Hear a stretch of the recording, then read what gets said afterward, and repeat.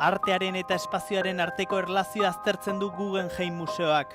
Erakusketa hau Eduardo Chillida eta Martin Heidegger filosofoak izan zuten topaketan inspiratuta dago. Artearen bidez lekua eta arkitektura ospatzeko gunea da erakusketa. Damian Ortega mexikarrak Cosmic Scene izeneko lana ekarri du. Instinto de curiosidad como cualquier niño que empieza por abrir la licuadora. Volkswagen autoa atalez atalez egin zuen, pieza bakoitzak besteekin zuen harremana ikertzeko. Ibilbidean zehar, artelana espazioaz nola jabetzen den eta espazioak artelana nola zeharkatzen duen ikusi daiteke. Nazioarteko hainbat artistaren 100 lanen artean Agora makia dago.